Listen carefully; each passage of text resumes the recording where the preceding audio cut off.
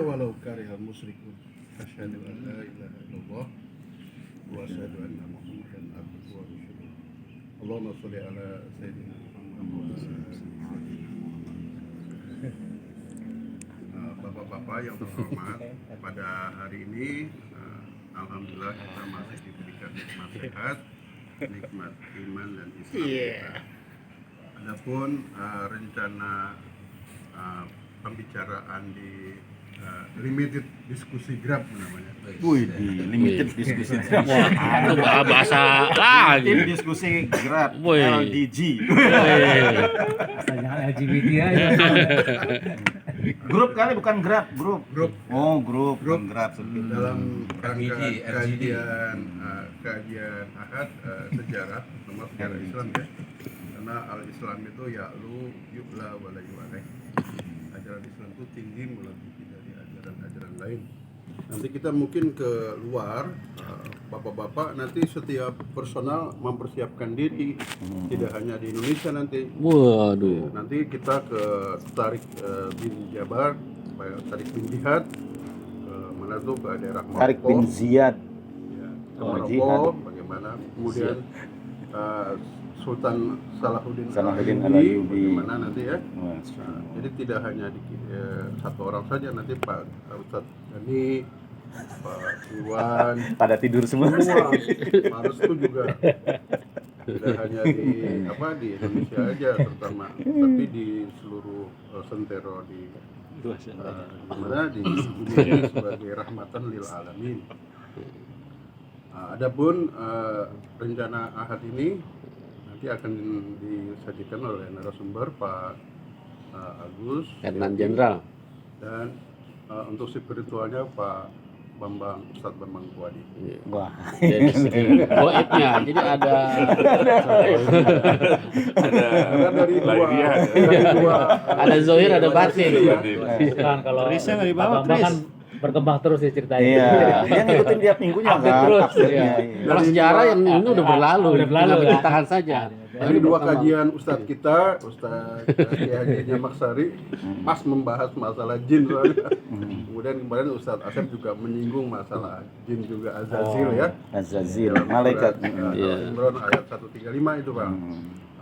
Kayaknya relevan Pak. Iya. Kemudian sebelum Bapak kita mulai, Boyani. mari kita buka membaca basmalah. Bismillahirrahmanirrahim.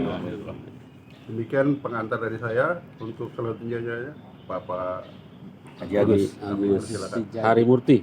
Judulnya adalah namanya nih ya, adalah Jenderal Sudirman. Waduh. Siapakah Jenderal Sudirman? Karena kebetulan Pak Agus ini anak kolong Pak ya, jadi lebih tahu ya. Oh, iya. Demikian dari saya. Jenderal. Terima kasih. Assalamualaikum warahmatullahi wabarakatuh. Waalaikumsalam. Terima kasih atas kesempatannya.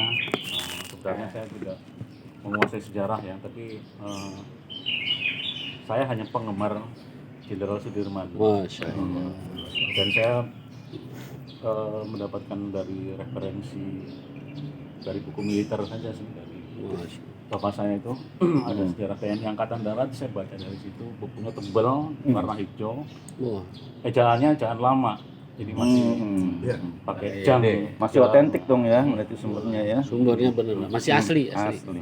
bukan gubahan. Ya, sepintas sih mengenai Jenderal Sudirman ini adalah salah satu tokoh Muhammadiyah yang asal Banyumas, ya, Purbalingga, jadi yang bersebelahan dengan Purwokerto persis, di mana di situ ada Universitas Jenderal Sudirman juga di Purbalingga maupun di Purwokerto. Lahir di Purbalingga tahun 1916. Jadi sebenarnya beliau masih jauh di bawahnya Gatot Subroto yang lahir sebelum tahun 19. pada abad ke-18 1893 kalau nggak salah ya. Gatot Subroto itu juga asal Banyumas juga, seniornya, tapi beliau masih lebih tua dari Abdul Haris Nasution, terus masih lebih tua dari Pak Harto Mohon juga. maaf Pak, kalau Jenderal Gatot tadi, Gatot Subroto itu yang badannya besar gitu ya? iya jenggotan Kayak Pak ini kan? Iya. Oh, Ini masih keturunannya. Siliwangi itu ya, kali ya pernah. Ya. Pangdam Siliwangi. Kalau beliau Gatot Subroto ini memang awal karirnya dari militer, dari Kenil ya, Kenil terus peta baru PKR. Kalau Jenderal Sudirman ini awal karirnya dari guru, jadi beliau ini sebenarnya bukan putra dari camat yang bernama Cokro Sunario, tapi lahir dari keluarga yang sangat sederhana. Yes, mari. Orang tuanya ini buruh di perkebunan, pabrik tebu Kalibagor ya. Mungkin Pak Bambang lewatin itu kalau Kalibagor. lagi pulang kampung. Biki. Ya. Kalau dari Lewatin. Purwokerto mau ke arah Jogja atau ke arah Kebumen itu ada sebelah kiri itu ada pabrik tebu. Jalur bolak-balik. Ya karena orang tuanya ini dapat pengurangan kayak semacam PHK kalau sekarang, jadi maka Sudirman kecil ini saya nggak tahu nama aslinya siapa, karena Sudirman ini adalah pemberian dari Pak D-nya, jadi kakak dari ibunya, Bukan nama asli Sudirman itu. bukan, jadi pemberian. Raden Sudirman itu dari pemberian nama dari Pak D-nya itu. Cokro Sunario yang menjabat sebagai salah satu camat di Purbalingga. Nah, beliau seperti biasa SD, AIS gitu, terus kemudian taman siswa SMP-nya di sana di Jogja, kemudian balik lagi ke Banyumas, itu sekelas dengan SMA. Nah, baru menjadi guru tuh. Menjadi guru di sekolah Muhammadiyah yang ada di Cilacap. Dan beliau ini aktif ya di Muhammadiyah ini sebagai salah satu aktivis pemuda Muhammadiyah itu Hizbul Waton kalau nggak salah namanya itu. Buatan cinta tanah air. Nah, beliau menjadi guru dan kepala sekolah juga di tingkat SD Muhammadiyah. Sampai Jepang masuk ke Indonesia itu tahun 42 ini masih ngajar. Nah, kemudian situasi negara kita kan dengan kedatangan Jepang ini kan jadi berubah kan. Jadi berubah tahun 44 itu masuk ke peta. Jadi dari guru ke peta. Nah, kalau jenderal-jenderal yang lain kan memang awalnya dari Kenil ya. Jadi umur 28 kurang lebih tuh Sudirman masuk peta itu 28. Tahun 44. Kemudian beliau ini kan karena prestasinya ya, karena aktif organisasi, kemudian leadershipnya bagus.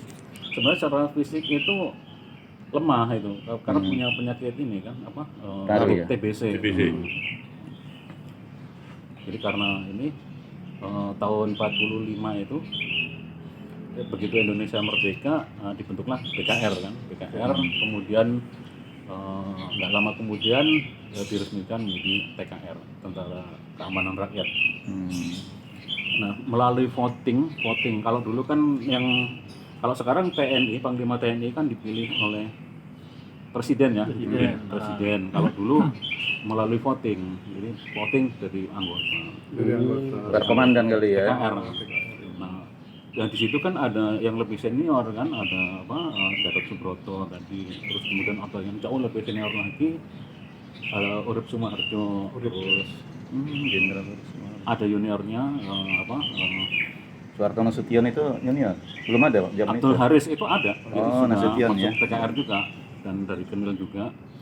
Nah, yang sebenarnya yang jadi tentara dadakan ini justru Jenderal Sudirman ini. Karena dari guru ya. Iya.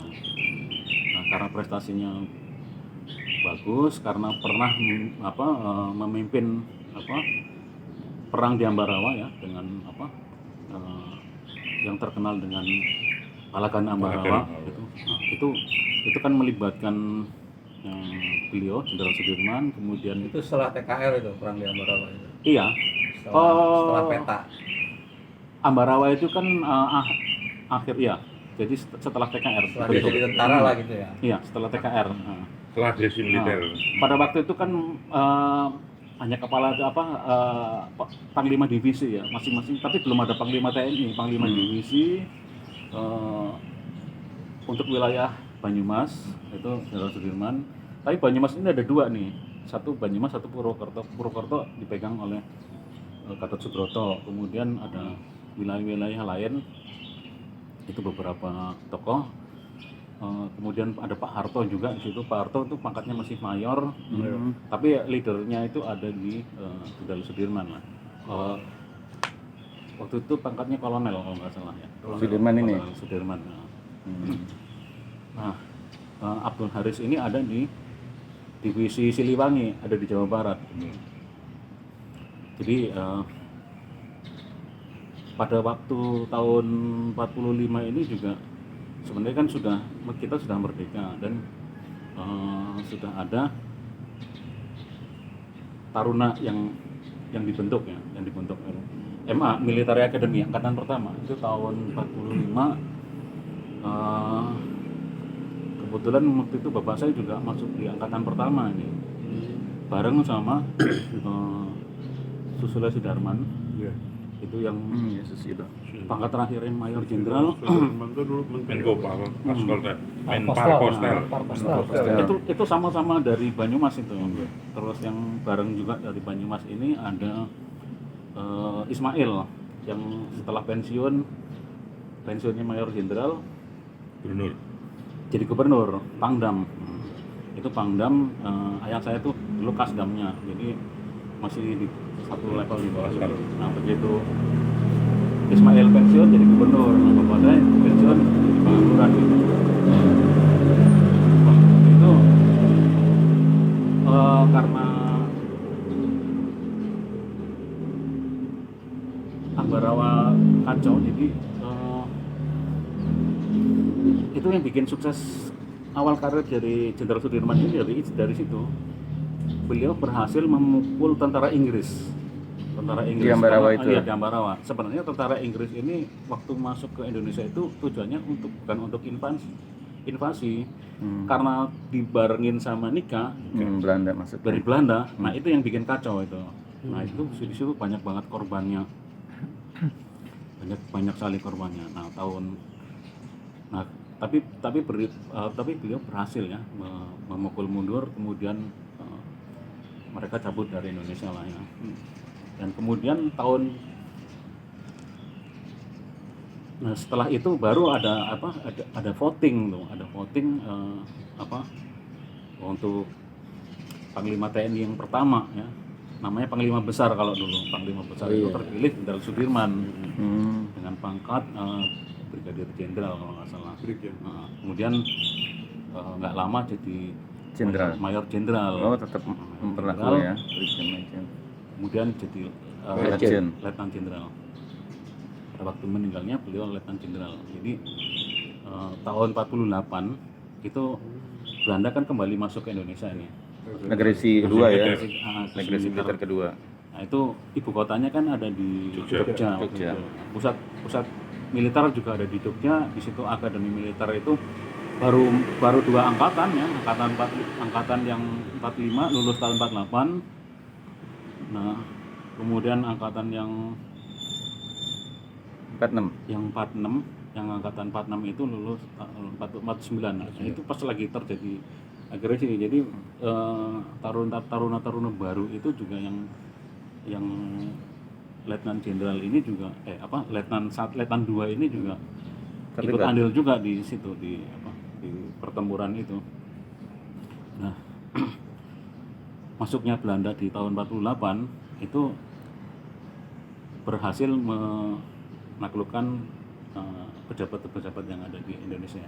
Insinyur Soekarno, Muhammad Atta dan pejabat-pejabat lain itu awalnya mereka minta perlindungan di Keraton Jogja ya, di Sri Sultan itu. Nah, Jenderal Sudirman ini kan nggak mau karena beliau ini kan seorang militer ya, saya harus berperang gitu loh. Nah, Nggak jalan diplomasi ya, dia nggak mau jalan diplomasi. Nggak mau, apalagi sampai ditawan Negosiasi. sama Belanda gitu kan. Akhirnya beliau beserta pasukannya minggir Ke hutan. lewat Bantul, Iya. Bantul itu dengan kondisi sakitnya. Jadi tahun 48 itu beliau sudah selesai di operasi paru-parunya sama dokter pribadinya ini di satu paru-parunya tuh memang tidak difungsikan karena untuk eksistensi dia 32 bernafas tahun loh, udah kehilangan dari paru. dari satu jadi 32 dengan satu paru-paru beliau dengan pasukannya minggir lewat Bantul, kemudian menyusuri selatan terus sampai Pacitan. Itu selama 7 bulan itu ya, selama 7 bulan dan ditandu. Yang nandu ini bukan militer, bukan anggotanya, tapi warga sipil setempat gitu. Jadi dari misalnya dari sini ke mana? Itu yang jadi jalur napak tilas apa angkatan-angkatan Betul. gitu. Jadi sekarang Taruna Akabri itu, Akmil itu, Iya, itu. sebelum lulus dia harus melewati jalur Napak tilas itu ya. Iya. Sampai Pacitan. Sampai ke Kediri. Kediri. Itu jalan kaki. Jalan kaki. Wah, Itu persyaratannya. Nah, Itu Gerilyanya dulu situ gerilya. ya, Berapa kilo tuh? Ya, ada Berapa hari? 100, 150. lebih kayak Lebih, Pak. harus lebih. 100 berapa gitu ya? 109 kilo kalau nggak salah. 9 kilo. 109 kilo. Jawa Tengah, Jawa Timur. Gempor. Bawa itu kan, bawa ransel beban kan. Iya. Udah gitu sepatunya berat juga itu. Nah itu.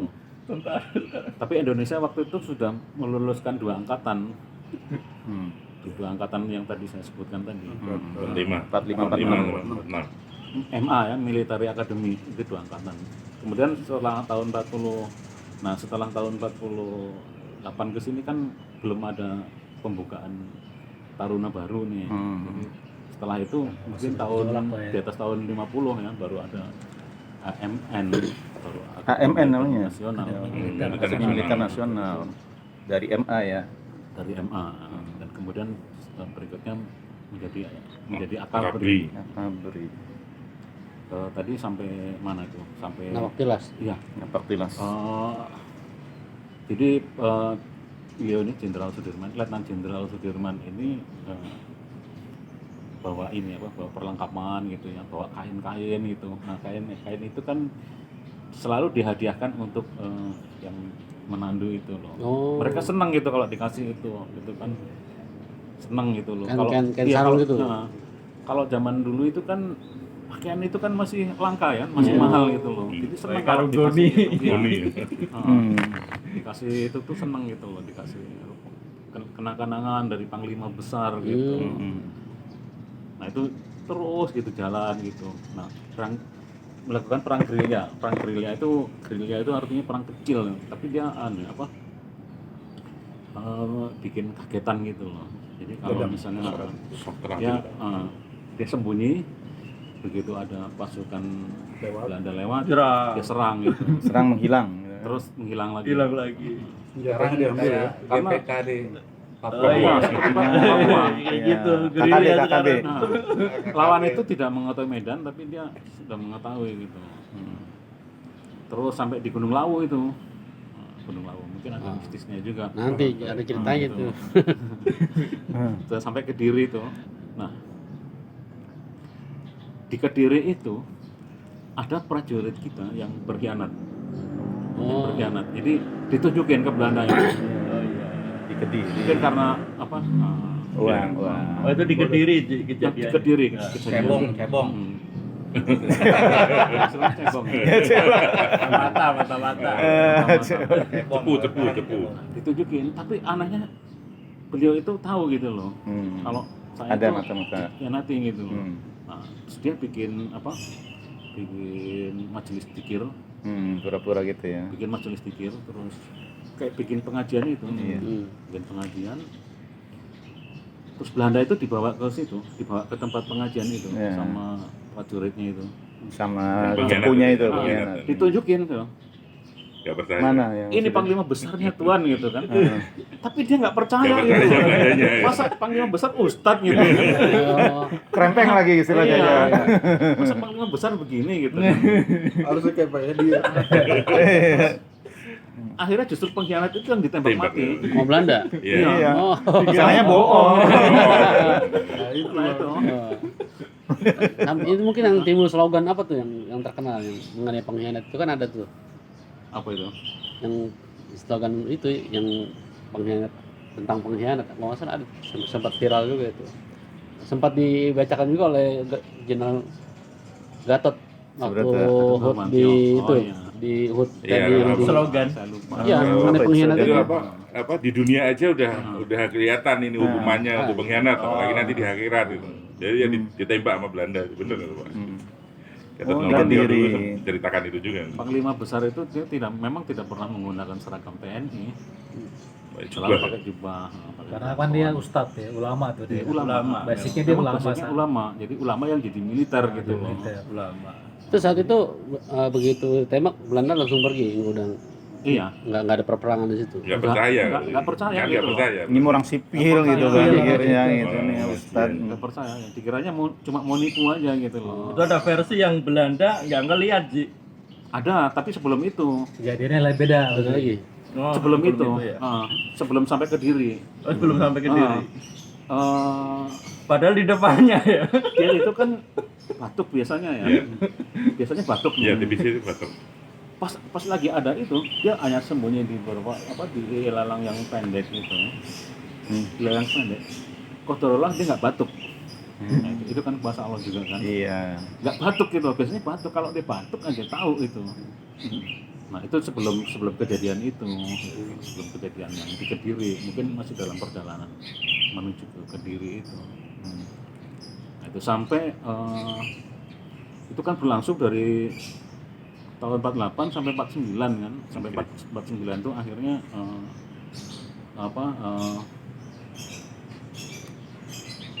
serangan umum. 11 Maret. 1 Maret. Serangan umum. 9 ya. Serangan umumnya itu kan Atau melibatkan Letnan Jenderal, Kolonel Soeharto. Nah itu, jadi setelah itu baru ada gencatan senjata dari pihak Belanda sudah mengendalikan.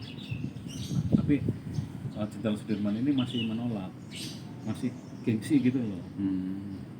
Nggak mau berunding, ngapain gitu loh. Saya masih, Dia maunya perang aja. kita sih, masih gitu. kuat, angkatan kita tuh masih kuat untuk berperang gitu. Iya. Nggak mau ini Kita ya, jangan mau menyerah gitu. Padahal sakit. Padahal sakit. Itu dokter pribadinya itu ikut. Jadi setelah operasi, setelah beberapa hari setelah operasi itu kejadian yang 48 itu, yang tahun 48 itu sampai dia tuh ikut, sampai dia ikut beliau itu. Sang dokternya itu juga ngikutin gitu sampai di sana, terus kemudian sampai gencatan senjata, terus Jenderal Sudirman itu disuruh pulang, itu masih belum mau. Jadi akhirnya dibujuk sama Sri Sultan untuk turun gunung. untuk ini. Karena Pak Soekarno ini juga sudah dipulangkan ke Jogja gitu kan. Akhirnya baru dia Mau ya. mau gitu kan, mau ketemu terus. Tapi dia saya akan meletakkan jabatan militer saya kalau begitu gitu. Seperti itu gitu. Terus kemudian wakilnya itu kan Pak Abdul Haris Nasution itu dia membujuk gitu. Padahal Pak Sudirman ini sudah menulis Munduran diri. gitu loh, karena dibujuk sama Abdul Haris Nasution itu akhirnya nggak jadi gitu. Sampai tahun 50 ini dengan resmi dia setelah Belanda mengakui kedaulatan, kalau nggak salah sebulan setelah itu ya, sebulan Januari tahun 50 itu tanggalnya kalau nggak salah tanggal 29 itu. Wah, pas tepat dong sekarang dong, Pak. Iya, hari ini 9 Januari. hari ini itu meninggalnya Jenderal Panglima Sudirman. besar kita Jenderal Sudirman itu di Magelang. Waktu itu legend ya. Nah, itu legend tapi Anumerta. dinaikkan ke Satu ke tingkat. jenderal. Ya, Jenderal tinggal Anumerta. Sama Soeharto dikasih jenderal besar ya. 34 Itu tahun ya. baru beberapa tahun Terakhir, kemudian. 34 tahun, Besar udah. dan 5. Jadi yang yang dapat jenderal besar ini Pak Harto, Pak Nasution dan Sama Pak Sudirman. Pak Sudirman itu, Jenderal Sudirman. 3 bintang 5 bintang 5 ya. Jadi Panglima TNI itu waktu itu memang yang pertama itu ya Jenderal Sudirman, terus kemudian kalau nggak salah M. Panggabean ya, yang kedua TB Simatupang. Simatupang, sorry. Simatupang, sama-sama Batak, jadi saya lupa namanya. Baru yang berikutnya Abdul Haris Nasution. Abdul Haris Nasution masih pindah lagi ke sampai saya lupa yang keempat, terus akhirnya yang berikutnya Panggabean Abdul itu. Haris Nasution lagi. Oh, gitu loh. balik lagi. Sampai sampai zaman PKI itu Pak Nasution. Pak Nasution ini juga agamanya juga bagus juga ya. Batak Muslim kan ya itu. Putranya Pak. Waktu ditembak dia jadi pada saat panglima tuh dia. Iya. Iya itu diincer. PKI itu. Sebenarnya diincer PKI kan itu yang utama. Nasution sama Sama Yani ya. Yani yang frontal sama partai PKI itu. Itu karirnya sebenarnya sama, pernah jadi guru juga. Pak Nas itu. Pak Nas itu pernah jadi guru. Jadi tapi dia dari Kemil terus PK terus pernah jadi guru, baru masuk pendidikan militer itu di Palembang baru selesai itu dikirim ke ke Jawa Barat itu Panglima Divisi Siliwangi. Kalau dulu kan namanya Panglima TNI Jenderal Besar. Nah, tapi setelah itu Panglima Besar ya.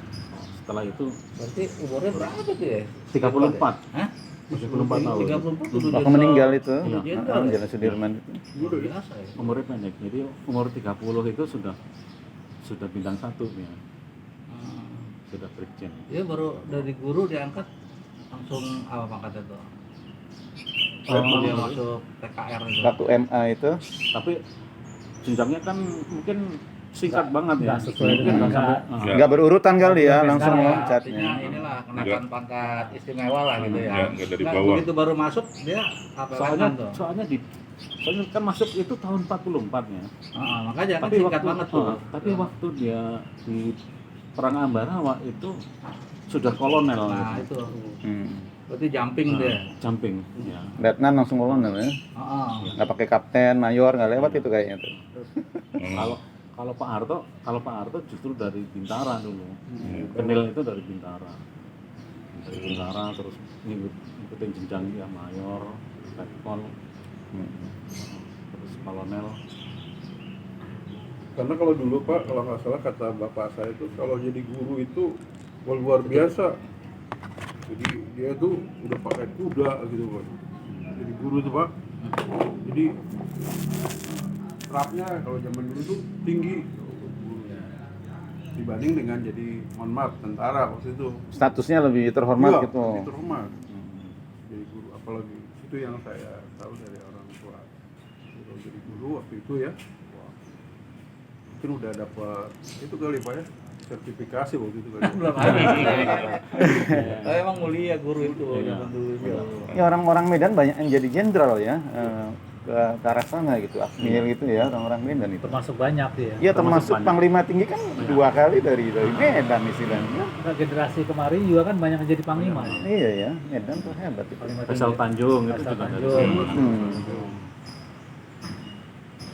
Jadi di antara kita nih yang berpeluang jadi jenderal ini Pak Ikus doang nih, hari dari guru.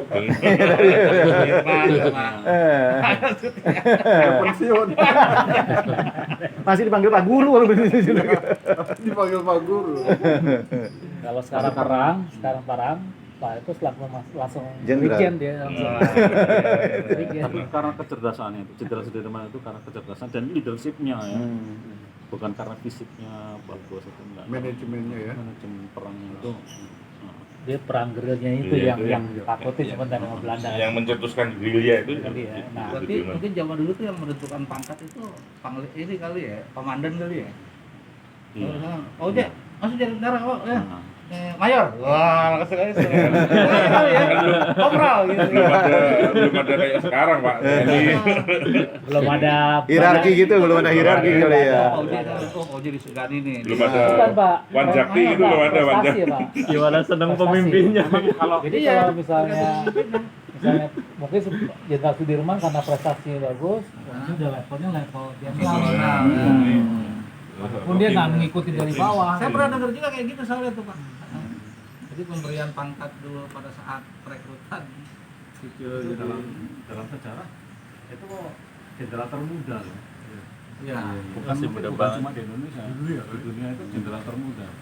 Tapi memang dia jadi jenderal itu bukan memang karena prestasi, bukan. Iya. Karena usianya masih muda, tapi karena prestasinya itu. Karena prestasi. Udah.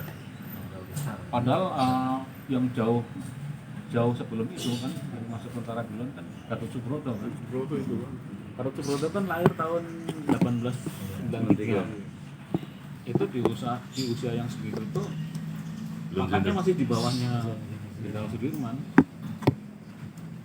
Walaupun sama-sama dari Walaupun dia tentara, kata kayak Ahad Nasution, walaupun dia tentara, tapi dari sisi gerilyanya, pertempurannya tuh lebih berpengalaman Sudirman. Ya mungkin gitu Pak ya. ya, bukan karena pengalaman, dia sematnya. Nah, Bikin strategi lawan. Strateginya. Misalnya di sebelum Indonesia merdeka itu kan di petanya sendiri nih, di Jepangnya sendiri. Itu kan dijadikan kepala divisi kan. Kepala apa? Dia punya 3 jimat tuh Pak. Hmm. Jimat yang pertama ya, yang saya tahu tuh. Nah, ini. Sudirman tidak itu. pernah meninggalkan wudhu. Ya. Pak itu. Jenderal Sudirman. Iya Pak. Yang kedua dalam berperang Pak dia memakai sarung kayak begini.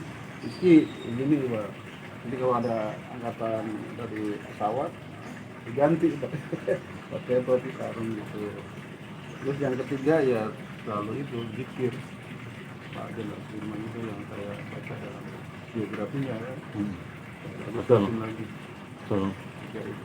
Karena sudah berhadapan dengan Belanda pun dia nggak percaya gitu loh. Itu panglima besar gitu loh. Itu kan kuasa Allah kan.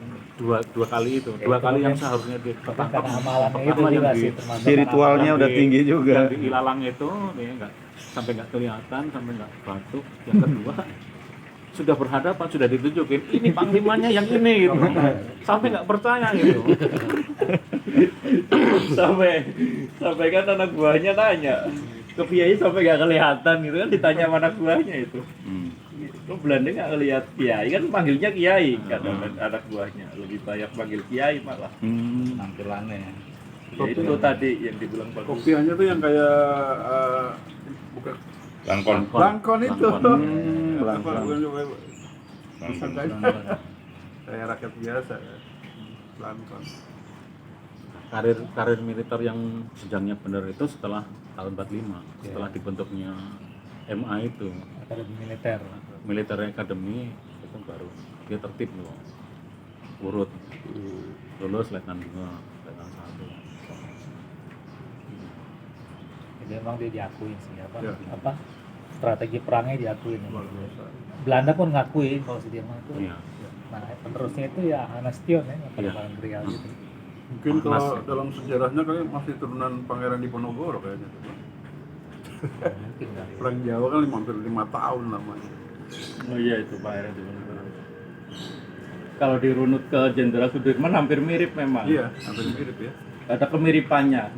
Di samping bawa di samping sama-sama bawa keris ya. Ini masih ada Oh, terus ya. Ini hubungannya nih keris nih.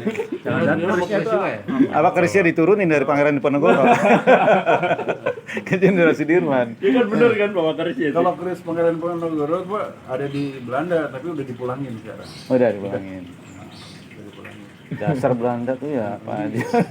Semua diambil sama dia. Iya, aduh. Jadi Pangeran Diponegoro itu ada lagunya Pak. Mudah-mudahan Bapak masih ingat. Bila Tuhan datang, langit terasa cerah. Bila Tuhan Bani Adam, ya, tiba, ya, ombak laut gelisah. Ombak laut bisa nggak? Berperan Gelisah. semangat di dalam jiwanya. Bagai darah merah membakar tubuhnya gitu Pak. Ya aku kenal dalam buku sejarah. Saya kan nggak kenal, baru kenal sekarang ini ya. Dia pahlawan pembela bangsa. Terus baru namanya Jenderal Sudirman Pak ya. Dialah siapa tuh? Jenderal Sudirman. Mudah-mudahan lagu ini nanti diilhami oleh anak-anak kita. Kalau ada 17-an, di setel Pak ya. Kalau itu lagu siapa Pak itu Pak? Ya kan namanya Farid Bani Adam. Oh Pak, benar. Dari Sukabumi ya. Ya, yang bawain lagu Carmila itu. Oh Karmila. Farid Harja. Farid Farid Harja. Harja. Farid Harja. Farid Harja. Nah, iya. Itu di Pokoknya setel bawain Pak lagu, ya. pokoknya bawain lagu Carmila tuh Yang gemuk ya, Pak. gemuk ya, gemuk. Pakai jubah jangan kan. Nah ini jadi kaitannya dengan ini spiritualnya nih. Ada hubungannya nggak Jenderal Sudirman nih?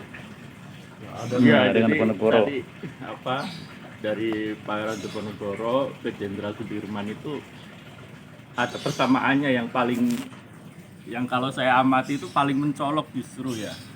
Persamaannya itu mungkin mereka sama-sama spiritualnya kuat, itu yang pertama. Spiritualnya kuat dan itu jadinya membuat beliau-beliau ini sama sekali tidak takut untuk menghadapi apapun gitu, apapun yang akan terjadi di medan perang gitu. Jadi walaupun yang namanya situasi perang kan pasti berhadapan dengan senjata gitu, dengan berondongan peluru, berondongan meriam dari Belanda yang persenjataannya udah lebih modern. Itu dari zaman Pangeran Diponegoro juga kan udah ada meriam, udah ada senapan. Jadi mereka sama sekali nggak takut menghadapi itu gitu. Dan ini apa rahasianya? Kalau saya amati ada satu rahasia persamaan yang mencolok gitu dari beliau-beliau ini. Ya tadi yang disampaikan Pak Guru itu tidak pernah tidak pernah lepas dari bersuci, tidak pernah lepas dari berwudu. Jadi itu salah satu kunci beliau untuk ya berani menghadapi pertempuran gitu. Mungkin kalau beliau tidak dalam kondisi suci belum tentu seberani itu. Jadi keberaniannya mungkin akan berkurang atau bahkan hilang kalau tidak dalam keadaan suci. Itu yang saya amati dari cerita Jenderal Sudirman sama Pangeran Diponegoro juga seperti itu. Bahkan ketika beliau sempat tersergap gitu di lingkungan keraton waktu itu, kalau Pangeran Diponegoro ya sempat tersergap, terus beliau terus disuruh lari sama anak buahnya, sama prajuritnya lewat suatu lorong gitu. Ketahuan juga sama Belanda, ketahuan juga dalam jarak dekat itu diberondong sama dia, nama Belanda itu diberondong peluru. Itu Pangeran Diponegoro sendiri yang nulis di Babat Diponegoro, ada itu cerita itu. Beliau menyampaikan cerita itu gitu, menyampaikan sendiri dalam tulisannya, diberondong. Terus apa yang beliau rasakan pada saat itu, dan itu jarak nggak terlalu jauh lah, udah pasti kena, dan udah pasti namanya berondongan itu kan nggak cuma satu peluru, udah ngacak aja udah pasti kena gitu. Apa yang beliau rasakan, beliau bilangnya seperti di sawur wedi, dilempar pasir. Seperti dilempar pasir. Jadi seperti itu yang beliau rasakan. Dan menurut penuturan dari sejarawan Belanda waktu itu yang mengikuti beliau waktu diasingkan ke Makassar, ke Manado terus ke Makassar. Itu pada saat di kapal itu kan sempat pangeran itu lepas baju gitu, entah dia kegerahan atau apa gitu ya, diceritakan tuh sama sejarawan Belanda tuh penulisnya, siapa saya lupa namanya. Tidak ada bekas peluru satupun di tubuh beliau. Mulus gitu. ya. Jadi tubuhnya memang kekar, liat gitu, diterangin gitu sama dia, dan tidak ada bekas seperti pernah kena peluru atau apa gitu. Padahal kan hari-hari beliau ya di perang itu seperti itu. Jadi benar-benar seolah-olah itu walaupun persenjataan Belanda itu lebih modern Mereka sama sekali nggak punya rasa takut dan khawatir gitu, nggak ada. Terjang aja orang ibaratnya beliau kan naik kuda gitu, kudanya ditembak aja gampang sebenarnya karena kan objek besar gitu. Jadi itu juga kayak sangat susah untuk dilumpuhkan gitu dari tunggangan-tunggangannya gitu. Ya mungkin inilah pertolongan Allah gitu ketika beliau sangat menjaga ibadah, saat menjaga kesucian dirinya pada saat maju ke medan perang. Jadi sangat dijaga. Wudhu ini sangat dijaga sama mereka. Itu yang benar-benar salut gitu. Dan ya memang sih kalau dalam kondisi suci kayak gitu ibaratnya udah mati pun dalam kondisi suci gitu. Mungkin pikiran beliau-beliau ini. Tapi ya nyatanya malah jadi itu yang jadi mereka berani karena dalam kondisi suci, justru inilah yang jadi mungkin wasilah pertolongan Allah di situ. Suci tubuh ini gitu. Dalam kondisi wudhu, dalam kondisi pokoknya udah bersuci ada. Enggak lepas dari wudhu. Untuk keris yang tadi, keris Jenderal Sudirman ini, kalau keris Jenderal Sudirman malah saya kurang begitu apa sih ya, orang sampai sekarang aja nggak kelacak ada di mana Pak Haji ya. Kalau yang saya tahu kan dalam sejarah militer nggak ada kan jelas dia itu memang orangnya bertauhid gitu ya, dia memang akidahnya itu di fotonya kan ada kan beliau membawa tapi nggak jadi ekspos ya. Memang tidak jangan sedikit cerita tentang itu. Tapi kalau Pangeran Diponegoro ada yang menceritakan memang. Kalau keris beliau sampai ada yang dibawa ikut dikubur. Saya nggak tahu, mungkin ada versi lain kali. Kalau saya kan ngambil dari versi militer, versi resmi. Tapi memang di dunia perkerisan juga sangat jarang cerita itu gitu. Yang menceritakan kerisnya Jenderal Sudirman itu jarang. Saya Hampir pernah nggak ada. diperagakan keris, Pak. Bener-bener kalau dulu itu kan Dari keluarga Saung Galing, Pak. Pernah saya diperagakan. Ada dua, yang satu kecil gitu. Diginin aja, Pak. Digini. Berdiri, Pak. Saya kaget. Jadi dia nggak ada gaya gravitasi gitu. Berdiri.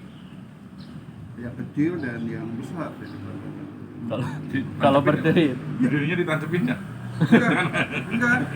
Ini kan ada batangnya, Pak. Oh, Ini ada- batangnya di bawah. Enggak, gitu doang, Pak. Berdiri. Kalau menurut gravitasi kan dia jatuh gitu ya. kalau berdiri itu memang ada yang murni keseimbangan. Iya. Keseimbangan, Pak. Timbangan ya. Memang ada yang murni keseimbangan. Terus? Tapi ada yang juga dari jin juga ada banyak lah. Enggak, ini keseimbangan ya. Krisnya kanan bisa berdiri ya. Bisa goyang-goyang juga. Tapi memang kalau buatan empu zaman dulu itu Iya. sangat seimbang gitu ya Pak, Presisi. kalau bisa dibilang. Jadi Presisi. dia ada mungkin nggak tahu dulu empu bikinnya kayak gimana. Dia seperti ada dipikirin juga masalah ergonomis, jadi masalah harus sisi ini harus segini, sisi ini harus segini, jadi mendetail banget, makanya gampang banget diberdiriin karena seimbang gitu. Ada di rumah, Pak? Ada. Nanti kita Cuma memang banyak dari dulu. Kan ada lagi, Bang. Bukan cuma berdiri kalau punya Pak Bambang, goyang-goyang Pak. Bisa ngebor ya.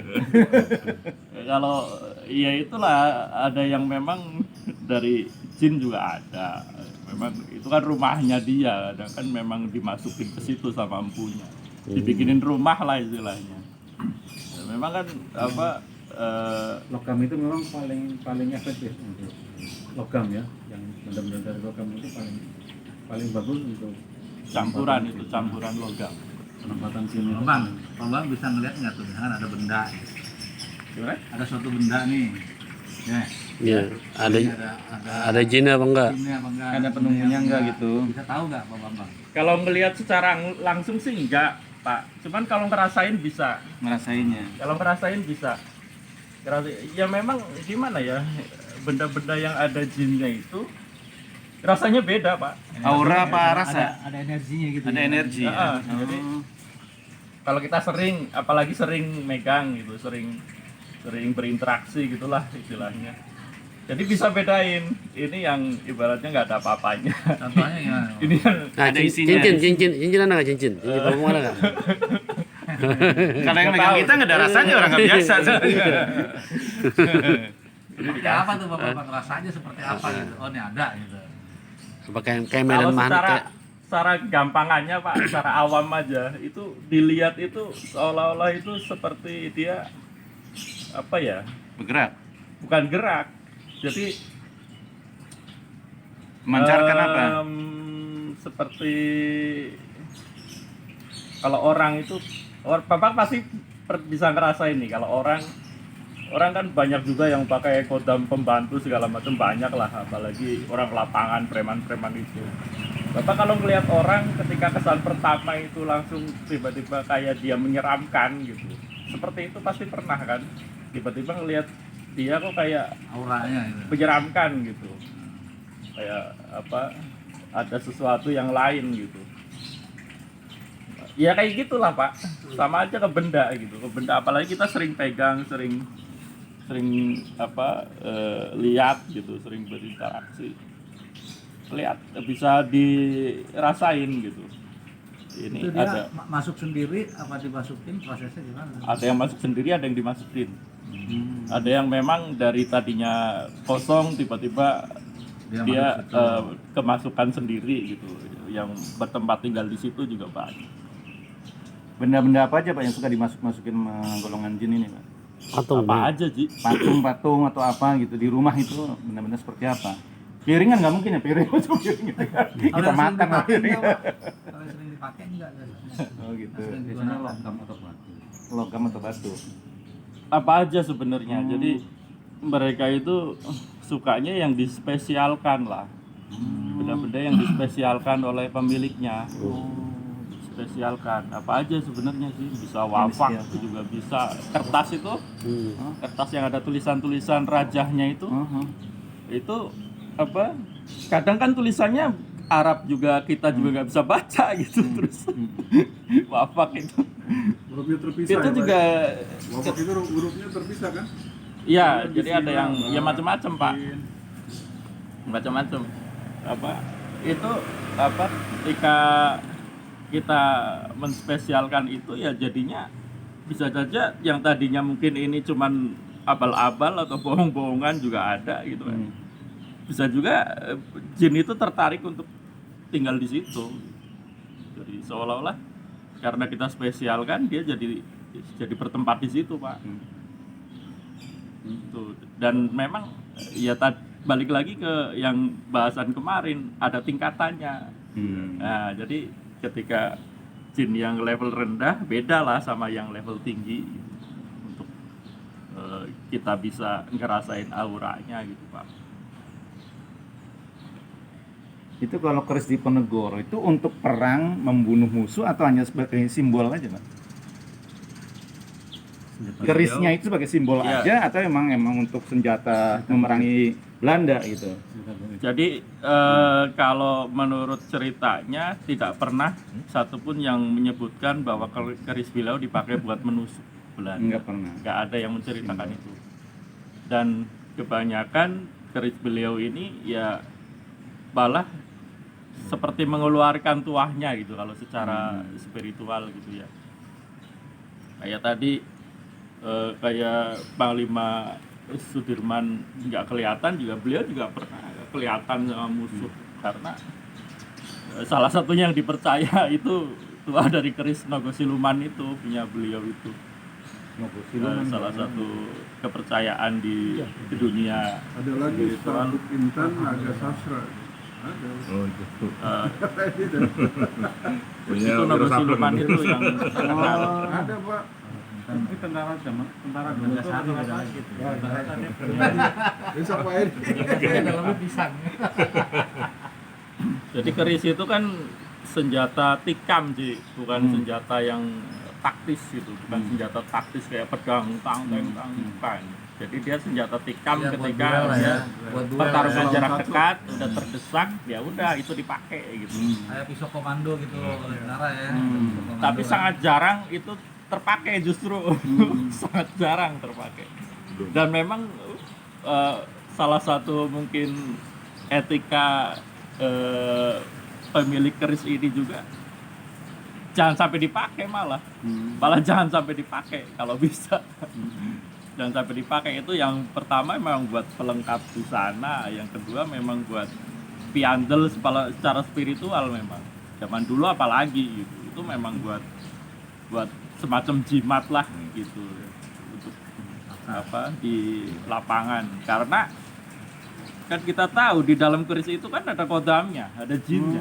Jin ini yang membantu tuannya untuk apa aja ketika tuannya pingin apa ya dia yang akan ibaratnya melancarkan keinginan atau mewujudkan keinginan tuannya. Coba kayak kodamnya Prabu Siliwangi kan Ki Jarot yang ada di dalam kujang. Sekarang bisa cerita macam-macam. Ya emang seperti itu, jadi udah bukan ini lagi, udah bukan rahasia lagi. Jadi yang yang bagus tuh itu tentara zaman dulu banyak ini ya. Tapi itu bukan dulu ya Pak. Zaman setelah ini juga mereka puja seperti ya. Mistis gitu ada ya. Mistis ya kayak ilmu apa ya? Kanuragan. Kanuragan. Karena itu terutama bunuh diri. Jadi justru saya tahu ini cerita udah lama nih, tahun 87-an. Jadi ceritanya itu di apa lagi saya lagi ke Medan sama sepupu lagi makan restoran itu jadi cerita gitu. Itu ada tentara mantan tentara Amerika Pak, Vietnam, veteran Vietnam. Tapi udah pensiun. Dia lagi duduk makan tuh minum obatnya itu, gitu kan. Terus dari musik gitu kan. Sepupu saya ini abang saya kan memang agak-agak preman juga gitu kan. Nyamperin mah dia bisa dulu ya. Jadi dia ternyata bekas tentara Amerika yang diterjunkan di Vietnam. Bertempurnya ternyata sama tentara Siliwangi Pak. Karena itu banyak membantu juga waktu perang Vietnam. Jadi zamannya Pak Harto itu mirip juga sebenarnya tentara lawan Amerika. Oh, tentara Siliwangi. Nah, Membantu Vietnam. membantu Vietnam. Oh, Baru tahu saya. Soeharto tuh hebat Pak. Hebat, dia tuh orang ini jago. Jadi kalau nggak tahu aja. Jadi itu yang kenapa Amerika bisa kocak-kacir itu salah satu makanya tentara kita sebenarnya Diseganin ya. diseganin Pak. Diseganin. Zaman dulu ya, zaman Soeharto. Itu tadi makanya sistem gerilya itu patokannya mengadopsi dari Jenderal Sudirman itu. Beda dengan tentara zaman sekarang di sekarang. Kita tuh di Asia udah nggak dianggap lagi. Zaman Pak Harto dianggap Pak. Nah, satunya tuh biasanya tuh membantu Vietnam melawan Amerika. Dia sendiri cerita nih. Kan tentara Amerika tuh sebenarnya penakut. Kali ini cerita nih penakut. Jadi untuk menangani rasa takut apa? Minum obat Pak. Jadi sebelum perang tuh minum obat terus hilang rasa takut semua tuh. Jadi sebenarnya nggak boleh sebenarnya kan itu karena itu. Dia bingung lihat tentara Indonesia. Dia bingung lihat tentara Indonesia gitu. Jalan di hutan tuh kan jalan semak-semak gitu. Itu nggak bunyi katanya Pak. Sepatunya pesek-pesek tuh nggak ada gitu. Terus tiba-tiba gelantungan di atas pohon sana. Gelantungannya gitu Pak. Kaki di atas itu begitu aja begini itu. Kayak kalong gitu ya. Kayak kalong. Itu yang dibuat tentara Amerika tuh Takut. bingung gitu ngadepinnya tentara nih apa gitu. Begitu. Di luar nalar gitu ya. Iya, di luar nalar. Tapi itu tentara mana tahu bahwa itu tentara Indonesia ada seragam ya? Ada seragamnya. Oh. Seragamnya. Kan beda ininya sama tentara Vietnam beda. Itu yang ngomong tentara Vietnam, mantan tentara Amerika.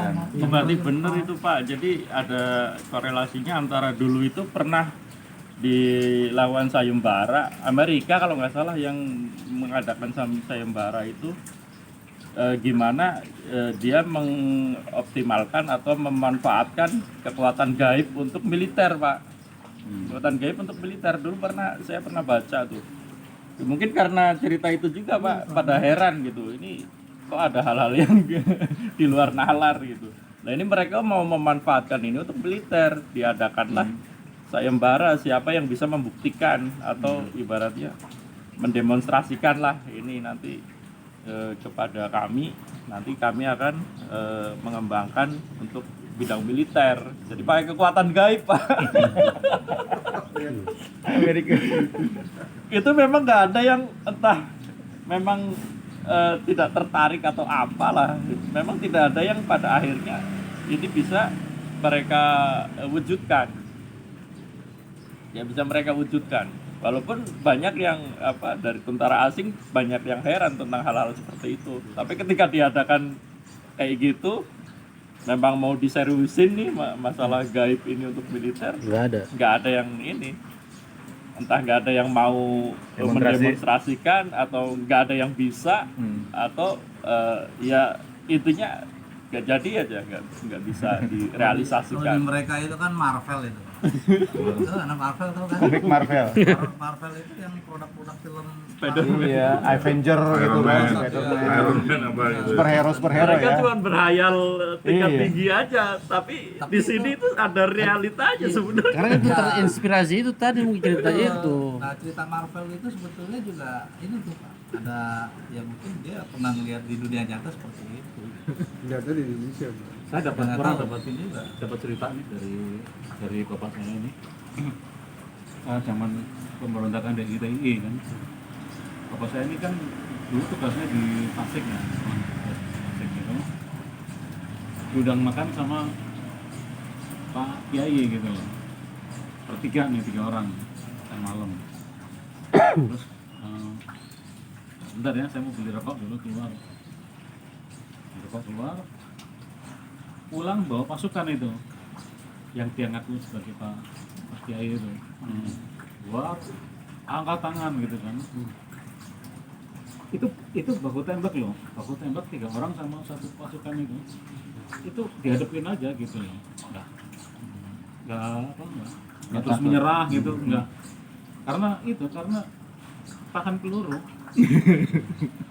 Tahan peluru, jadi mau gimana juga ayo hadepin gitu. Nah, tapi itu kan zamannya sudah zaman pemberontakan lokal ya. Coba kalau dulu lawan Belanda gitu kan lebih enak gitu loh. Saya juga ada cerita Pak. Saya pernah ke Kopassus Serang tuh. Namu saya kan. Kopassus Serang. Terus dia sersan Pak. Jadi dia bilang saya ini kalau nggak ada si A gitu. Iya. Si A itu maksudnya timnya dia. Iya. Dia kan komandannya di sana kan udah jadi ini ya. Iya. Udah jadi apa sih komandan Betul. pon apa gitu ya. Nah, kalau nggak ada si A kita udah mati. Jadi yang si A itu kalau misalkan dia ketemu pretilin dulu Pak dia kalau ketemu musuh dia harus bergandeng tangan Pak. Misalnya dia berempat atau berdua harus bergandeng. Nggak boleh ada yang lepas, kalau yang lepas mati nih. Nah, orang itu yang punya kekuatan itu Oh iya. menghadapi peluru itu. Iya. Jadi seolah-olah dia nggak kena gitu. Itu ada juga seperti itu tuh, Kalau di militer gitu. kalau yang bisa didemonstrasikan Pak semacam kayak gitu ya, kalau ada misalkan barengannya gitu nggak bisa ditembus peluru atau apa, itu udah pasti jinnya perewangan jin. Perewangan itu pembantu jin yang energinya bisa menghalangi energi peluru. Jadi energinya lebih besar dari hantaman peluru atau senjata tajam gitu. Energi ini kan Peluru itu setengah MC kuadrat. Tuh. nah itu Ini sih Cak. Masa kecepatannya dimangkatin lagi Pak. sekarang logikanya gini Pak, dari cerita di Al-Quran aja kita tahu aja waktu zaman Nabi Sulaiman itu jin bisa Memindahkan. ibaratnya memindahkan istana Ratu Balkis sebesar itu ya. Nah sekarang kekuatan sebesar itu kalau hanya untuk membentengi diri untuk Peluru itu ya. ini menahan peluru atau meriam itu ya nggak ada Kecil banget apa-apanya ya. Pak. Bangun candi aja gampang dalam semalam. Tapi nggak bisa semua tentara ya dikasih kayak gitu ya. Enggak ya memang Nah, itu dari 5 atau 1 ini itu hanya 1 orang tuh. Cuma kalau ini pegangan dia katanya gitu. ya. Berarti keturunan itu Pak, genetik. Tapi kalau saya tangkap Ya. kalau udah pasukan khusus pasti ada Pak. Masih ada ya. Masih ada karena dia medannya kan nggak bisa diprediksi. Dan dia juga ada kan di situ ada apa namanya istilahnya bela diri apa tuh yang merpati putih. Merpati putih kalau merpati putih. Itu macam-macam itu ada itu Pak di sana Pak. Iya, jadi patokannya itu Pak, kalau bisa didemonstrasikan, ini sebenarnya di luar syariat, jadi tidak disyariatkan dan tidak dicontohkan oleh Nabi kita kan. Maksudnya, Hitungannya udah itu nggak boleh, nggak boleh. Gitu. Karena Nah, Nabi aja berdarah kan. kita jadi berpegang ada jin gitu, jadi berpatokan pada dia. Bahkan kalau tentara demo itu kalau ulang tahun TNI itu kan mecahin balok gitu kan. Baja. Kalau MP Itu ada kan tenaga, ada yang tenaga murni, tenaga ada. dalam Pak, itu yang tenaga dalam bukan. Nah, kalau yang udah kayak tadi itu ditembak nggak bisa, itu udah Ini lebih tinggi bentengin lagi sama tuh. jin. Itu saya pernah ditunjukin topi bajanya itu. Topi bajanya saya itu ini bekas peluru nih gitu. Kayak gitu. Bekas peluru ini. Ada Tahan ya. Baja, nanti turun. yang anti peluru tuh topi bajanya atau dia ditembak nampan terus lari ke topi gitu. Tapi yang jelas kalau sekarang saya pemahaman saya itu pemahaman musyrik gitu. Susah sih. Makanya saya mau ngilangin jin di anak saya itu kan susah banget. Dua di rupiah sana rupiah sini udah Pak keluar. Kalau di gitu. luar sih nggak apa-apa sih, kalau di luar tubuh. Ya suka-suka dia, orang memang itu dia makhluk Allah juga. Asal Saya tidak. melihatnya bukan suatu kelebihan lagi kalau sekarang ini saya udah tahu akidahnya kayak gitu tuh. Kalau bisa gitu jangan terlalu bangga punya gitu tuh. Itu kan gangguan itu. Itu kalau jinasab memang seperti itu dari leluhur kita ya Ada yang memang ini, ada yang apa? temurun. Temurun. Dan ada yang di dalam tubuh, ada yang di luar memang. Saya dulu dapat cerita gitu, bapak saya itu mau ngadepin tentara TNI itu nggak takut itu karena dia nggak tangan peluru. Kayaknya itu bangga banget saya dengernya itu. Tapi sekarang pemahaman saya itu kebalik. Saya itu hal yang begitu tuh nggak diperlukan untuk manusia gitu loh. Setelah kita ngerti ya. Setelah kita ngerti itu, Manusia modern ya. Pelajaran agamanya kan udah beda. Gitu. Itu yang saya cerita dulu OJ juga kan. Yang belajar silat yang Iya, Rampalan itu ya. itu kan ya itu tadi karoman yang dipaksakan gitu. Jadi yang Karena karomah itu kan belum ngerti karunia dulu, itu ya. Tapi kan sekarang pengen dicari sama orang gitu. Itu kan murni pemberian Allah Subhanahu wa taala buat orang-orang yang dipilih ya, buat orang-orang buat para ulama, buat alim itu emang tipis antara jin sama karomah tuh tipis gitu. saya dulu Itu pernah jadi celah untuk menyesatkan. Iya, perbedaannya tipis. Kalau karomah murni Allah Kalau kasih. yang di demo-demo itu yang nggak boleh sebenarnya. Demo-demo.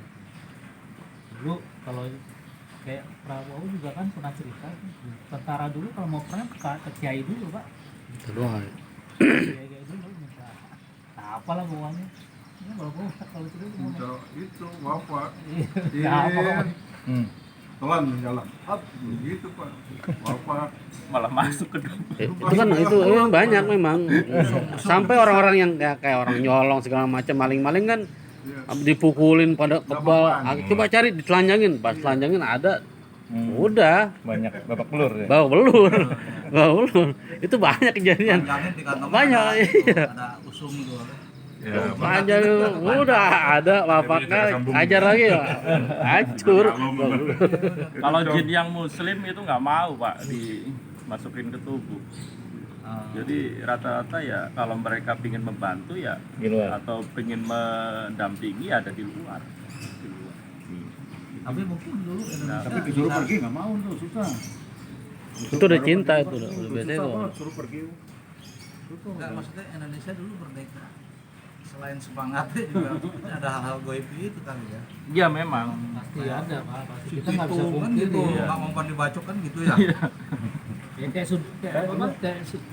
Pak cerita juga Sudirman nggak kelihatan itu kan bukan di luar nalar sebenarnya kan. Di luar nalar. Jadi memang Terus si Belanda nggak percaya, ini jelas dari mana? Iya, itu kan udah nalar bener ya. Kalau yang pakai tadi apa raja itu Pak, yang Usum-usum itu. maling pernah tuh kejadian saya ngalamin sendiri tuh. Habis mau nyuri motor ketangkep. Wah, dipukulin, saya ikut mukul tuh Pak. Saya pukul begitu masih dipakai sama dia. Tangan saya yang sakit mau, lecet-lecet. Begitu disuruh telanjang dia, kan zaman kuliah itu ya. Oh saya lihat ada itunya, lepas itu. Begitu dilepas saya pukul sekali langsung montrot. Sebelumnya mas sampai sakit tangan saya pukulin nggak apa-apa dia. Itu mungkin yang kayak gitu yang instan gitu. Begitu dilepas itunya baru keluar darahnya. yang Tapi bukan di Islam aja ada kayak gitu ya. Di non-muslim Mana? Justru non-muslim sih. Yang non-muslim juga banyak pakai begitu kan. Oh, kalau orang muslim itu kan tergantung gimana ilmu dia, Pak. Ilmu dia tentang agama itu seberapa dalam gitu. Nah, jadi gini, dulu tahun 96 itu kan saya di Kupang kan. Saya itu kan 3 tahun di Kupang kan. 98 itu kan ada kerusuhan tuh. Rentetan dari Ketapang gitu tau kan. Ketapang terus ke Kupang itu kan itu agama itu kan. Masjid-masjid dibakarin kan. Nah, saya itu kan kantor itu dekat Universitas Muhammadiyah. Itu Universitas Muhammadiyah itu dibakar. Kampusnya itu kan. Pokoknya yang berbau-bau Islam waktu itu dibakar lah gitu. Mereka kan jaga-jaga. Waktu itu horor tuh, saya 3 tahun tuh di sana pas ada kerusuhan itu. Nah, terus ada satu orang yang bakar ini, yang bakar kampus Muhammadiyah itu ketangkep Pak. Yang Pak Edi cerita itu benar. Jadi dia dipukulin nggak mempan. Dia itu kan muslim. Akhirnya kata orang-orang situ masuk situ telanjangin Pak. Telanjangin. Oh, dilemparnya ke api. Oh, Mempan dia. Jadi Ke api? tadinya dia dipukul apa enggak ini. Aduh, telanjangin Dibakar gitu. dilempar ke api. Wah, dua-duhan gitu. mati langsung. Mati. Kayak cerita pitung itu kan katanya Itu ada kekhususan juga, Pak. Nah, maksud saya di non muslim juga ada ya gitu. Iya juga non muslim. Ilmu kebal. Dia itu kan ibaratnya ya nggak ini, Pak. Manusia mengenal aja, agama ya. nggak pilih. Apalagi walaupun orang Islam juga kadang agamanya lemah juga. Mereka juga suka berserikat juga. Kalau eksekusi langsung dia bisa ditelusurin. Tapi kalau zaman dulu kan kayak ada eksekusi yang tidak langsung nih. Objeknya yang mau dimatiin yang mana nih ini gitu. Dia adanya di mana sih sini. Itu biasanya orang mengeksekusi dari jauh gitu. Nah itu kalau dia punya pegangan gitu, gampang. Dari jarak sini itu yang ini orangnya yang pakai baju ini nih. Kita mengeksekusi dari dalam mobil gitu kan. Pakai ilmu peredam, senjata peredam itu. Apa mati gitu kan. Mati ini. Jadi dia ada isinya. Nah kalau gitu biasanya enggak. Dia mau ditangkap dulu. Tangkap, bawa ke hutan, taruhnya, Baru mati. Peluru emas. Perak. Tahun 80-an kan. Apa? Petrus. Mengeksekusi orang kan gitu. Itu sih Sniper dulu ya? punya isi semua. Jarak jauh sniper. Banyak itu, Pak. Dan mereka pasti selalu akan berambisi untuk melengkapi apa ya, keilmuan yang kayak tadi lah, misalkan dipukul nggak mempan, dibacok nggak mempan, tapi dibakar mempan. Nah ini mereka akan berusaha mencari untuk melengkapi ini biar dibakar nggak mempan gimana. Terus seterusnya kayak gitu. Itu daftarnya udah ada itu yang eksekusi itu udah ada daftarnya. Interaksi ini. Seterusnya kayak gitu, Pak. DPO istilahnya ya. DPO-nya. Dan inilah semakin tersesat dan Kalau gitu orang Banten kan hebat-hebat tuh Pak, ilmu debusnya tuh. orang mana? Orang Banten. Debus. Itu kan kalau di tempat saya Api. kan ada namanya Kampung Banten Pak, Pondok Banten namanya. Itu orang Banten semua. Itu dia kalau misalkan dia lagi teler ya, kan orang Banten begitu yang teler kan. Itu dia pisau digini-giniin Pak sama dia Pak. Dia digini-giniin gitu. Nggak mempan kan sambil wah itu lah. Terus ada tetangga saya namanya Bang Wardi, itu tukang jaga sapi ya kan. Dibangunin kan, bang itu ada orang mabuk bang, ngelirin pisau. Mana sini? kupingnya aja deh Bang Goda kata gitu. Dia berani Pak, kalau sama dia bisa mempan gitu. Berarti kalah dia ilmunya gitu Pak ya. Iya, jadi itulah Takut ketika dia maksudnya si orang yang digini kita Bang takut. Wari itu yang ngalahin Hercules kan? Saya nggak tahu kalau dia pernah. Ucuk. Bang Baru itu Borono Dia ucuk kalau nggak salah. Borono. Hercules yang itu yang buat Tanah Abang. Tanah Abang. tahu ya. Bang Wari itu tukang jagal juga, tukang banting sapi lah, dia badannya gede dia. sama dia mempan. Sama dia takut. Sini kupingnya aja deh sama gua. Dia lari. Itu bisa begitu juga ya, kalahnya juga begitu Pak. Sekarang gini Pak, kalau dari cerita pengislaman Lodaya itu kan ceritanya Lodaya ini kan panglimanya para dewa gitu, dari 9 ini yang jago perangnya Lodaya sebenarnya. Panglima perangnya 9 dewa ini Lodaya yang jadi andalan. Dia dikalahin sama Hasim Bahadur. Dikalahin Pak. Hasim Bahadur. Seberapa dia kekuatannya kan gede banget sih Lodaya ini. Kalah sama Hasim Bahadur. Hasim Bahadur senjatanya apa? Ayat-ayat Al-Quran Pak. Dibacain Al-Fatihah kata Ki Jarod yang cerita. Bacain Al-Fatihah dibacain di kayu setinggi. Bacain di kayu setinggi, dipukulin kayunya ke Lodaya. Nggak berdaya Lodaya sama dia. Tergantung orang yang ngebaca dan tingkat keilmuan dia, dari keyakinan terhadap iman kepada Allah terutama. Semakin iman, semakin tauhid, semakin bacaannya bener, semakin ditakuti sama mereka Pak. Lodaya itu yang punya macan putih itu ya? Ya, Panglima Dewa Macan. Oh iya bener. Itu tentara-tentara itu bodoh larinya ke sana, ke Jawa Barat. Liwangi. Kanuragannya. Ibaratnya sekelas Lodaya aja bisa Kalah ya? kalah berhadapan dengan Al-Fatihah. Nah, tinggal kita melatih diri untuk bisa gimana caranya bacaan kita bisa benar-benar ayat itu punya kekuatan gitu Pak. Jangan hanya sekedar baca doang. Jadi dari tajwid juga penting, dari panjang pendek, dari lafal.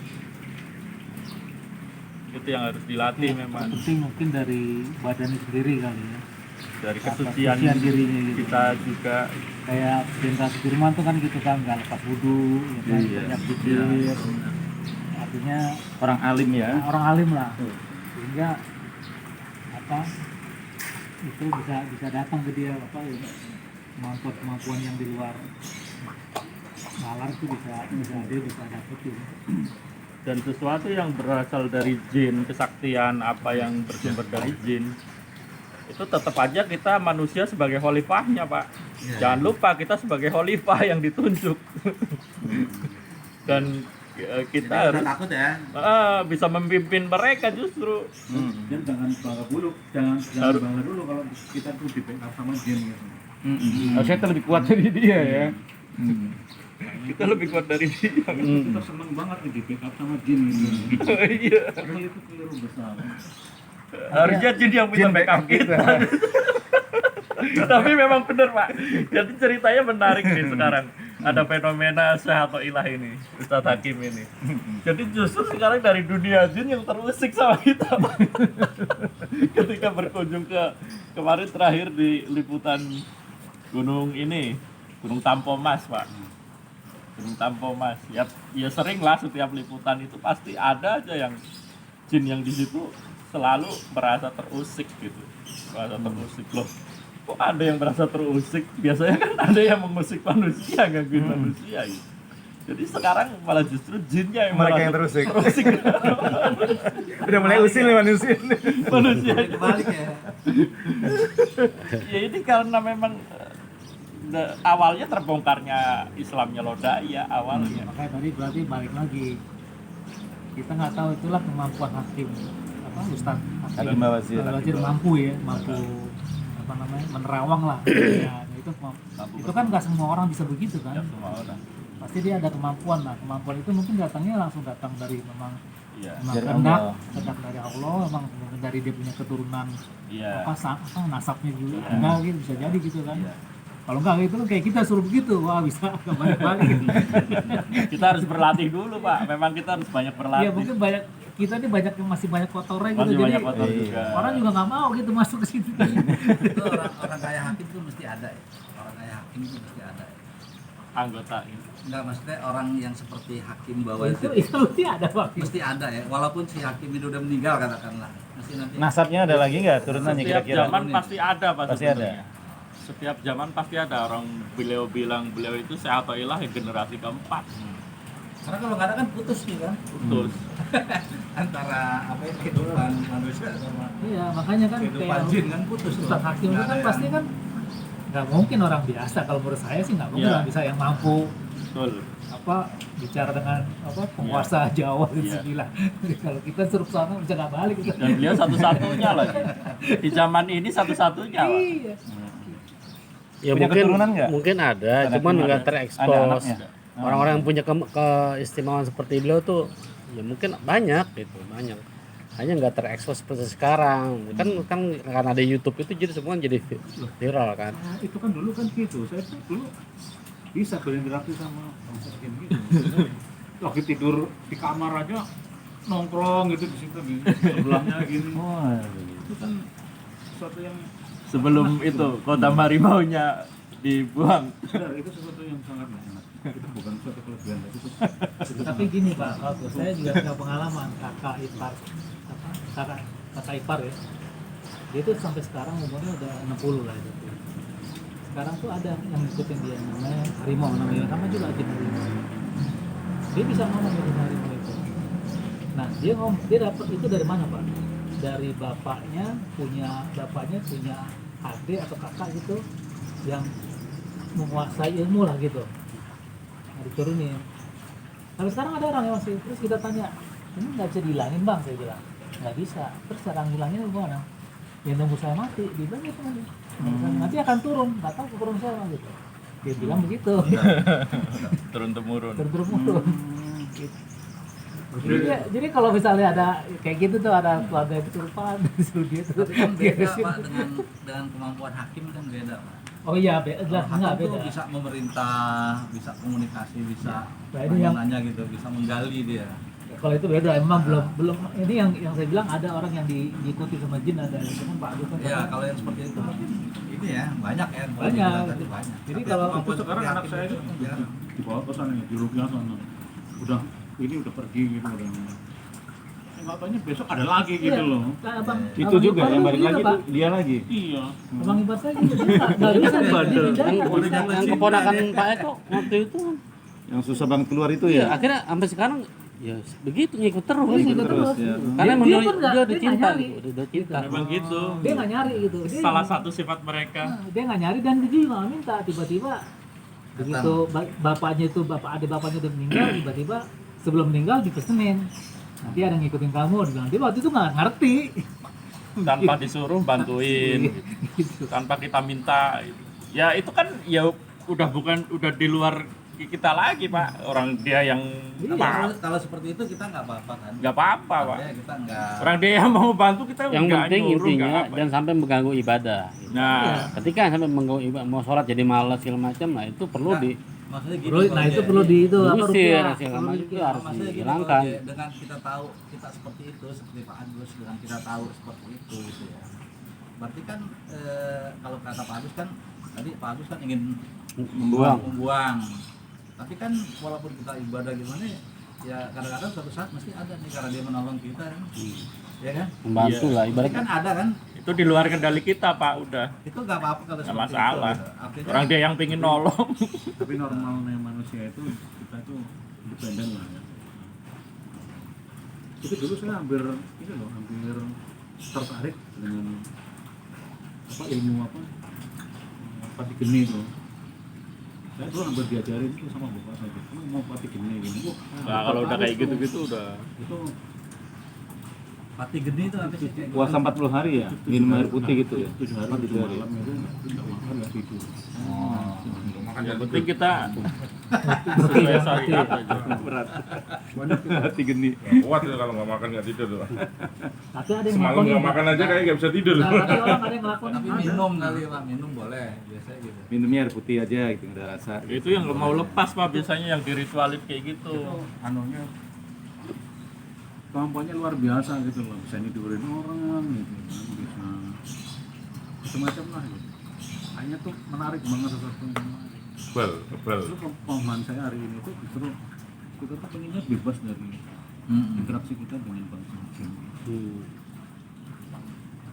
Salah satu perangkap-perangkap juga. Kita Islam yang benar itu harusnya seperti itu. Itu tadi, selama kita nggak terganggu ibadah kita, makin dekat kepada Allah ya, itu semuanya nggak ada masalah. Kan tuh asisten, berarti orang yang bangun sama kayak kita punya pengawal pribadi segala macam kan sifatnya seperti itu. Karena pengawal Dia pribadi yang itu mau ngawal sendiri. sifatnya nyata, nah, Kita mereka nggak nyari. nyata gitu. Kayak abang Ipati dia nggak nyari, dia nggak minta gitu. Kalau dia udah suka Pak, ya pasti akan selalu selalu ngebantuin. Sama seperti orang kita punya pengawal pribadi, ketika diganggu pasti kan pengawal pribadi kan yang langsung membantu kan. Pun dia pun sama gitu. Itu Tanpa disuruh pun karena dia itu udah dari merasa nasab apa tuannya. dari sendiri gitu. Bisa dari nasab, bisa dari ketika kita beribadah rajin dan dia ngelihat wah ini saya pengen ikut dia, pengen muslim atau pengen apa. Bisa jadi seperti itu. Ya seperti itu. Bisa jadi yang banyak dari nasab memang. Dari jin nasab banyak. Kaitannya dengan Korin? Kalau korin dari diri kita sendiri. Oh, dari. Korin diri kita sendiri yang mendampingi dari kita lahir sampai Kalau mati. korin kan memang Itu setiap manusia itu ada. resikonya apa? Kita bisa melihat alam gaib loh. Itu sesuatu yang sangat mengerikan. Kalau bisa ngelihat itu Jalan nyetir masuk gitu. itu berarti ada di dalam tubuh kita. Itu yang harus kita keluarin. Itu lagi nyetir gitu malam-malam banyak yang seliweran gitu berarti. Bahaya juga ya Kadang-kadang jadinya. rem sendiri gitu. Enggak, nyatanya enggak ada, ternyata yang digawe pada yang nyebrang gitu. Saya aja Bahaya. kalau musola kan datang duluan nih, ya maghrib, isya, subuh tuh saya datang duluan tuh, pasti spare waktunya itu 10 menit sebelumnya. Itu ya lalu lalang ini buka pintu, tapi sering nggak ada orang gitu, sering. Iya benar. Saya berpikir, siapa nih yang udah datang nih? Saya nggak ada orang. Assalamualaikum gitu. Pengen ikut sholat kali. Assalamualaikum. Tapi kalau emang izin di sini emang serem. mereka. Saya pernah lagi tuh ketiduran. Ah, Terus saya kalau orang kan dirap-rap ya, kayak mau bangun tuh nggak bisa, kayak Berat. ditinin apa tuh nggak bisa, Dididihin. nggak bisa bergerak. Kayak gimana sih orang nggak bisa napas. Akhirnya si angkat tahun baca tuh. Iya. Siang bahasa Malam. Jam 10 jam 11 itu. Malah lagi sini. Persis di pinggir pojokan sini di samping tembok. Ada Pak. Ada. Besok kalau Iya, malam baru mau tuh, ajan, lah. bilang aja Pak. Buat kayak lepas tuh. Makanya kita di makro tuh tidur celantang posisinya. Oh, Tidur posisinya. posisi celantang, tidur posisi tengkurap. Itu paling dimakruhkan. Itu harus miring orang ya. terus yang kena rap-rapan tuh sekarang biasanya telentang. Kayak orang di apa di jalan pokoknya ada banyak nggak enaknya deh. Dididihin. Makanya sunahnya kan miring ke kanan. Kanan. Kalau secara medis bagus juga, tapi kan disunahkan seperti itu kan itu tadi makhluk-makhluk yang luar kita tuh mau mengganggu tuh agak sulit ketika posisi miring. itu buka pintunya nyata loh, Pak. Pasti kedengerannya ini loh, Pak. Saya kayak buka pintu. Ada apa dia mau sholat mau ngapa? Dia mau sholat mau Kagak tahu, Pak. Takutnya pintu saya selesai ke dalam. Biasanya saya kalau subuh itu lepas perempat dari rumah tuh. Suka kali sama Pak Adam. Masih ada yang buka pintu tuh. jangan mau ngikut. Ayo, ikut aja. Udah biarin aja, Pak.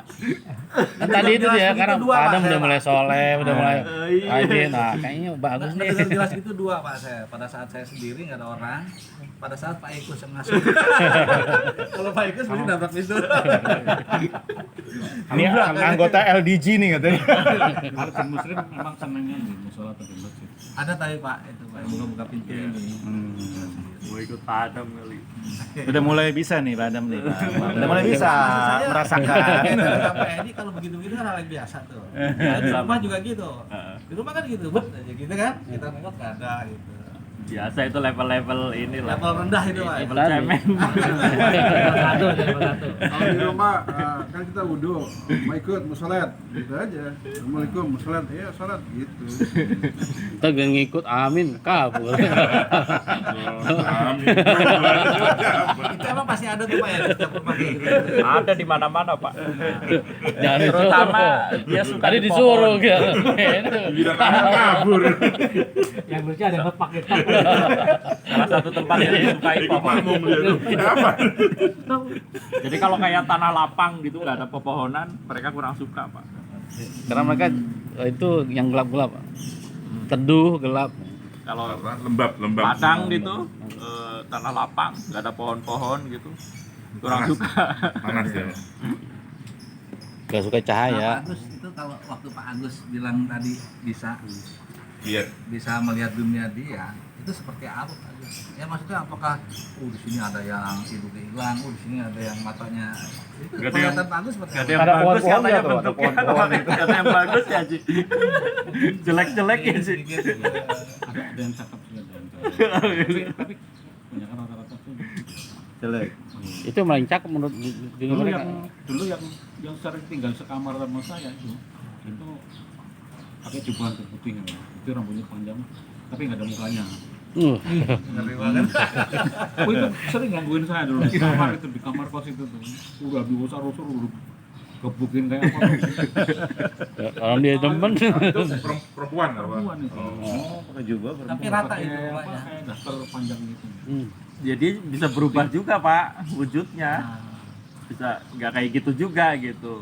Jadi mungkin itu wujud yang paling sering dia ini pakai. Yang sering dipakai. Tanya bagus. Yang tipikal itu yang Kosnya itu. di mana Pak itu Pak?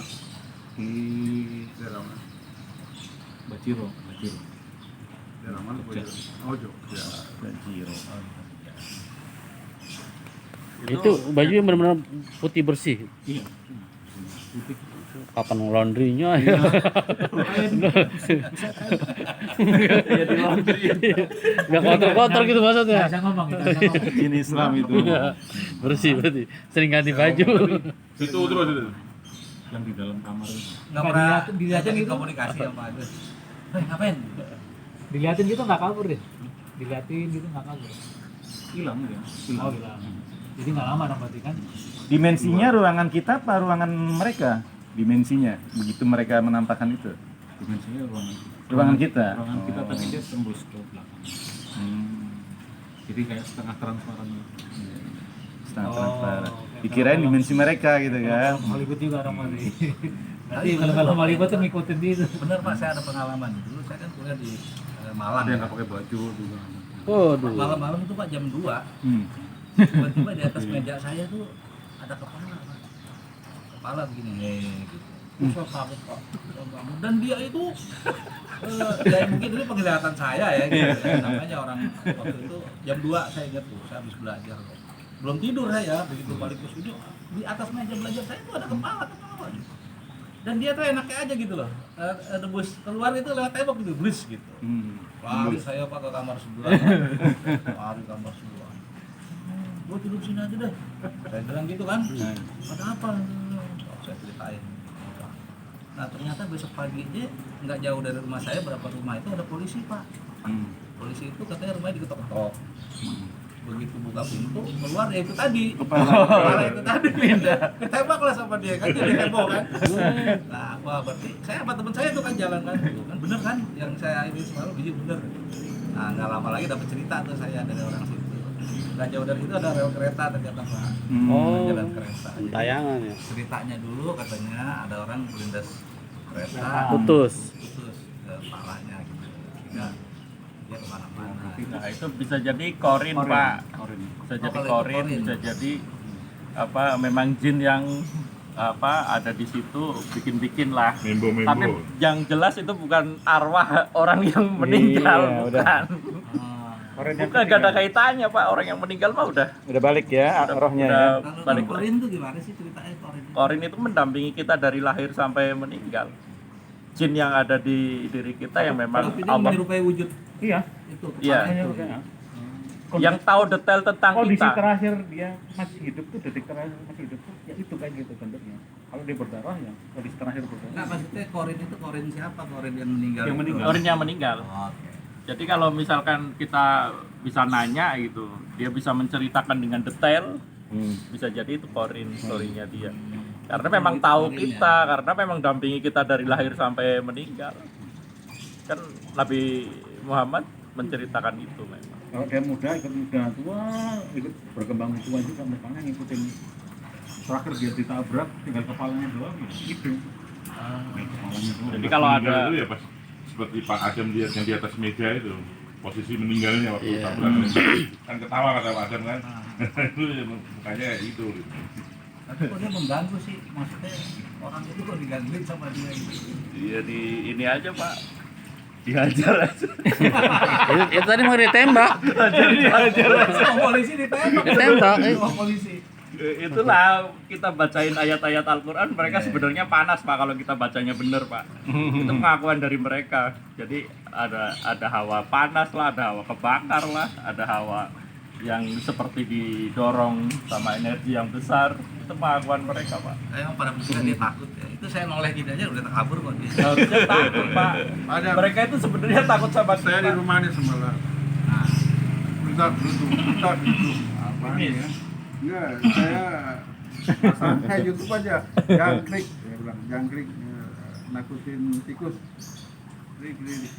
Gak mau. Panggil aja saya Mirasi Rashid kan, Yasin. Hilang. Waktu istri saya masang itu jebakan apa tikus. 4 biji kena. Hilangnya karena ada kecemplung. maksudnya suara tikus itu. Iya di tangga itu. Apa tikus 4 biji. Masa Allah. Oh, yang lem tikus. Luar biasa gitu. Jadi hilang suaranya bukan karena Yasin, Pak. Karena Tapi gini Pak, untungnya ketahuan tikus mati. Nah, kalau nggak ketahuan tuh kan gara-gara Yasin.